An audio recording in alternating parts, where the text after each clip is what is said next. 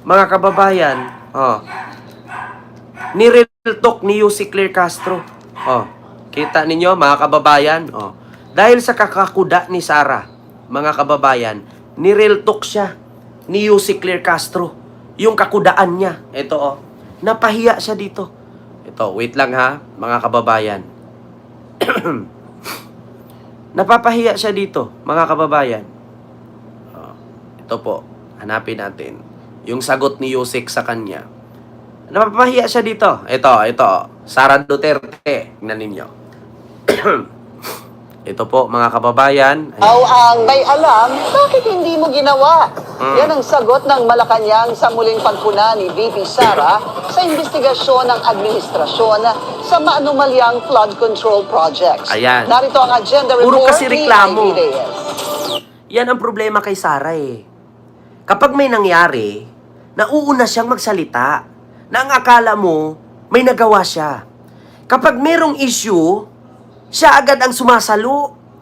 Tapos pagtatanungin mo, ano bang naitulong mo? Wala. Yeah, putang ina. Nakakasawa. Ang baho mo na, Sara. Yeah. Kaya ito, sinagot siya ni Yussi Claire. Pinapahiya siya sa social media. Ito po, pakinggan niyo.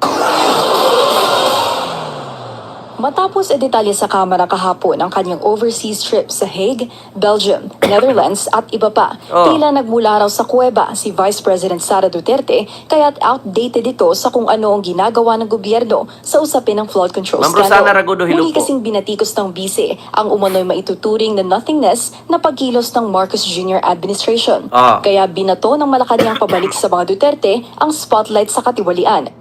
Kung meron naman pong sistema ang Vice Presidente, kung paano agara masusugpo ang korupsyon na ito, sana po ay hinilig niya na rin po ito at ibinigay sa kanyang ama. Pero bakit hindi kaya? Siguro ito ang dahilan. Diba? Kung meron palang alam ang Vice Presidente na hindi pwedeng tagalin ang investigasyon, bakit hindi niya tinulungan yung ama niya noon na pagdating naman sa ama niya, mga kababayan, wala namang nagawa ang ama niya. Ito, ipakita ko sa inyo, mga kababayan. Reaksyon ni Katunying. Pakinggan ninyo ang sabi ni Katunying, mga kababayan. Noong panahon ba ng tatay ni Sara, ni Digong, may naipakulong bang kurakot sa panahon ni Digong? Ito ha, wait lang. Mga kababayan. Ito yung sabi ni Katunying. Ito ha. Wait lang. Ito, pakinggan ninyo si Katunying, mga kababayan. Ito. Nakita niyo po yung sequence of events. Tandaan po ninyo, nung panahon ni dating Pangulong Rodrigo Duterte, may mga pinangalanan siyang mga tao. May mga pinangalanan siyang mga tao tungkol po dito sa, sabi niya, corruption. Pero meron ba siyang naipakulong na corrupt noon, nung panahon niya? Wala. Pangulong Duterte, meron ba kayo naalalang ipinakulong niya na corrupt? Wala. Hindi ako, baka naman nalimutan ko lang. Meron ba? Wala. Diba? Pero in fairness dito sa presidente na to, si Pangulong Bongbong Marcos, magalit na kayo sa akin o magalit, kung hindi niya kinumpronta to, hindi tayo ganito kagising. Mamirian Suzuki, hello po. Sa katotohanan. Hindi po ba, mga kababayan? Kung hindi ginawa ni Pangulong Bongbong Marcos tong mga pinagagagawa niya na to, hindi sana tayo mulat na mulat ngayon, galit na galit ngayon, na meron palang ganitong klase ng sistema. Di ba? At least dito kay Pangulong Marcos, mahirap ka, mayaman ka, pag nagkamali ka, kulong ka. Papanagutin. Yun ang maganda sa administrasyon ni Pangulong Marcos. Kay Digong noon, may nakulong? Wala. Di ba, mga kababayan? Kasi yun ang katotohanan. Tignan mo, si Yussi Claire dito. Sinagot si Sara. Grabe. Ito, continue natin yung kanina, kay Yussi. Ito pa. Mga kababayan. Ito yun. Nasaan ba yung speaker? Hindi mo ginawa. Yan ang sagot ng Malacanang sa muling pagpuna ni VP Sara sa investigasyon ng administrasyon sa maanumalyang flood control projects. Narito ang agenda report ni Ivy Reyes. Matapos detalye sa Kamara kahapon ang kanyang overseas trip sa Hague, Belgium, Netherlands at iba pa, tila May nag-comment, BP Sara for President sa 2028, sabi ni Aurelio Garcia. Aurelio Garcia, hindi po mananalo si Sara. Bakit? Diyan pa lang sa spelling ng sinabi mo, mali na. Ang pangalan po ni Sara, walang H. Kapag may H yan, ibig sabihin, hindi po si Sara yan. Oh. Pag iboto mo po doon pangalan na ganyan, invalid po yan. Wag na po kayo mag-promote ng pangalan ni Sara dito sa live namin. Yeah? Kasi bakit? Mga loyalista at kakamping po yung nandito, galit po sa mga mababaho dito. Oo. Invalid po yan. Tapos ipopost mo yan, BP Sara for President 2028. Diba? Spelling na nga lang, mali pa. Oh, paano nyo ipanalo yan? Alam naman namin na mga DDS, mga bubo kayo, pero hindi kayo bulag, hindi kayo bungol. Diba? Hindi mananalo yan. Aurelio, tanggalin mo yung letter H. Diba? Walang H yung pangalan ni Sara. Alam kong bubo ka, pero hindi ka bungol, hindi ka bulag. Tignan mo yung pagiging bubo mo. Bakit kami iiyak? Kayo ang umiyak kasi ilang araw lang mamamatay na si Digong. Diba? Paano ipapanalo ninyo si Sara kung mismong spelling hindi tama? Mali, spelling na nga lang, mali pa. Diba? Aurelio Garcia, ikaw yung umiyak. Putang ina ka. Ikaw lang yung Garcia na bobo. Kamag-anak ka siguro ni Gwen. Diba? Diyos miro marimar. Diyos ko. Magpo-promote ka na nga lang ng pangalan. Mali pa. Sino po ba yun? Sara Diskaya ba yan? Wala raw sa kuweba si Vice President Sara Duterte. Sir Alex, maraming salamat sa iyong super chat. DDS talaga inutil. Totoo yan. Kaya't outdated ito sa kung ano ang ginagawa ng gobyerno sa usapin ng flood control scandal. Diba, Ma'am Muli kasing Rosana, pinatitos walang ng patutunguhan BICE ng Pilipinas. Ang tuturing na nothingness na pagkilos ng Marcos Jr. administration. Ah. Kaya binato ng Malacanang pabalik sa mga Duterte ang spotlight sa katiwalian. Kung meron naman pong sistema ang vice presidente, kung paano agara masusulpo ang korupsyon na ito, sana po ay hinilig niya na rin po ito at ibinigay sa kanyang ama. Pero bakit hindi kaya? Siguro ito ang dahilan kung bakit hindi rin nasugpo Diba? ang korupsyon noong panahon ng nakaraang administrasyon. Diba, Ma'am Yolanda Ferrer, hello po. Dahil umamin mismo ang dating Pangulo Na siya ay na siya nagnakaw. mismo ay kurap. Diba? Inamin niyang nagnanakaw siya. Kita Pero- ninyo, mga kababayan, kaya sa panahon ni Digong, wala ka nakikita doon na nakasuhan at nakulong sa administrasyon niya. Bakit? Idiniklara ba naman ng ombudsman na bawal pakialaman ang mga salin ng politisyan? Lalo na yung salin ni Digong. Labag sa batas yun kapag pakialaman mo yung salin ng Pangulo. According kay Martires. Diba, ma-midnight? Kaya yun ang katotohanan. Ay, Diyos ko. Sir Angelo, hello po. Ang kay Pulong si Yutman. Ma'am Ana Estrabon, hello po. Ito pa, nakalagay press release, July 11, 2017. Sabi ni Digong yan yan ang sabi ni Yossi Clear. Duterte, I am also corrupt. In a speech before the Philippine-Chinese Charitable Association, President Rodrigo Duterte has admitted that he is also corrupt. In a video taking during the event, Duterte said, I hate corruption. Hindi ako nagmamalinis. Marami rin akong ninakaw pero naubos na. So wala na. I don't pretend to be clean. I have also stolen a lot but I have already spent it all. So it's all gone. Pahiya sila dito. Kabayb si Lupoan kay Dimoy P. Hello po, ma'am. Diba? Diyos Pio Marimar. Ito. Naubos na. Sa isang 2017 speech, inamin ng ama ni VP Sara ni si dating Pangulong Rodrigo Duterte na nangulimbat din siya ng pondo ng bayan at sinabing hindi siya nagmamalinis. May moral ascendancy ba ang vice presidente pagdating sa usapin ng korupsyon?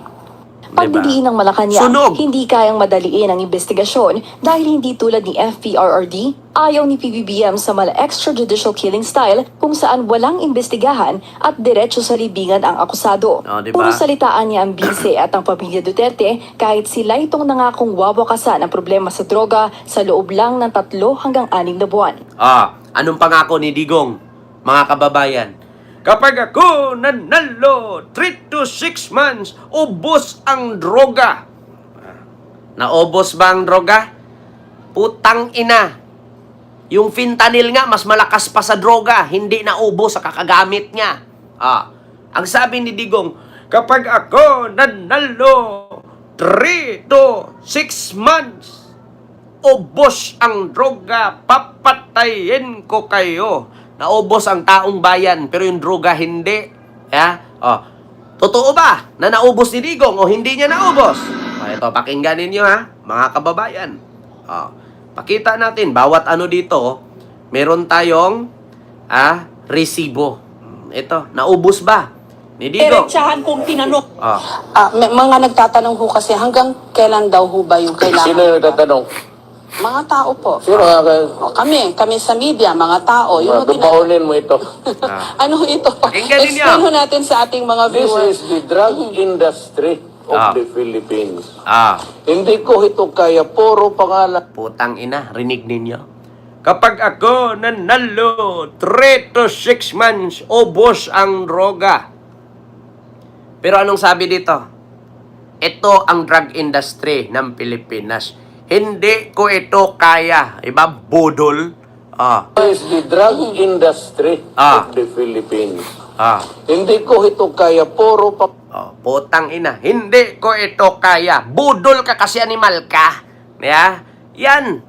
Ang galing-galing ni Sara magsalita. Samantalang yung tatay niya nangakong mag-jitski.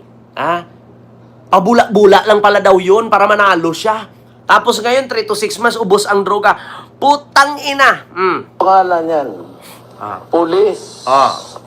Ano sa mga generals, mayors, governors, may mga congressman isa dito, pati barangay captains. Ngayon mga kababayan, tanungin ko kayo. Sa dinami-daming binigkas ni Digong, bakit mayor lang ang patay? Nasaan ang congressman? Nasaan ang retired general? Nasaan ang pulis? Nasaan ang barangay chairman? Bakit halos sa kadalasan sa namamatay? Puro sibilyan. At yung mayor na pinatay niya, yun pa yung hindi niya kaalyado. 3 mayor. Sa Batangas, si Espinosa, at si Paruhinog ng Usamis. 3 mayor lang ang namatay.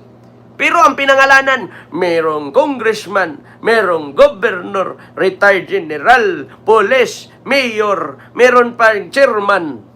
Hawak na pala niya ang listahan, hindi niya pinagpapatay lahat. Pero ang pinagpapatay niya ay yung mga sibilyan. Diba? Ito ang droga ho ng Pilipinas. Ibagsak ko lang kasi mabigat. Kita mo? Nung Pasko, sabi Meron nyo. ka bigat yan. Nung Pasko, binasa nyo ho Kita raw. mo? Nangako ka, 3 to 6 months, ubos ang droga. Putang ina, naubos mo. Kaya budol ka. Mamatay ka dyan. Makulong ka. Yeah. Mama Rebel Villanueva, maraming salamat sa 10 Hong Kong dollar super sticker. Thank you so much po. Yeah. Ganyan sila, Mamirian Suzuki at kay Ma'am Susan Vergara. Ganyan sila, Ma-Midnight. Ganon kabudol si Digong. Meron pa siyang sinabi dun sa Lunita Grandstand, pahalik-halik sa watawat. Meron pang sinabi, magaling na Presidente Marcos. Putang ina, gamit na gamit yung Marcos noon Tapos, ipagkakalandakan ng mga DDS. Si BBM, ginamit si Sara kaya nanalo. Baka nakalimutan ninyo nung tumakbo si Digong. Binuhay ang loyalista para iboto siya. Bakit? May supporter na ba si Digong noong 2016? Hindi kilala si Digong. Tumakbo siyang presidente 2016. Ginamit niya si Marcos Sr. Di ba? Arthur Mirasol, kung ako adik, bakit si Digong ang nakulong? Aber? Kita ninyo? Si Digong ang manggagamit sa mga Marcos. Di ba? Pakinggan ninyo Digong, magaling ang Marcos. Eto na. Pakinggan ninyo ha. Pinaka-the best na presidente ng dumaan, Marcos. Diba? Yung biyayang dagat niya, pati yung Masagana 99, that was the time na hindi tayo nag-import talaga ng pagkain. Sitaw. Diba? Tanungin ko kayo ngayon, sinong manggagamit? Si Marcos ginamit si Sara o si Digong ginamit si Marcos Sr.? Ginamit niya loyalista, kaya nga siya nagpula dyan eh. Diba? Kaya nagpula si Digong dyan para iboto siya ng loyalista. Ang layo naman ng kanyang pangangampanya sa mga Marcos. Oh, sasabihin ni Sara ngayon, ginamit siya para manalo si BBM. Hindi niya iniisip sinong gumastos sa tatay niya nung tumakbong presidente ang tatay niya noong 2016. Si Amy Marcos, wala silang pera, hindi pa sila nakapagnakaw nun. Diba? Oh. Maghanap uli kayo ng Marcos. Ah. Or someday, Nakahanap na kami ng Marcos Duterte. Kaya ayaw na namin Duterte. Makulong ka na lang dyan. Dipuga ka. Diba? Oo. Maghanap kayo ng Marcos someday, somehow, somewhere. Kanta yun na. Nakahanap na kami ng Marcos. Oo. Ayaw na namin Duterte. Makulong ka na lang dyan. Dipuga ka. Oo. Lintian ka. Oo. Ba? that fellow will be elected in the generation. Pinaka-the best na presidente ng dumaan, Marcos.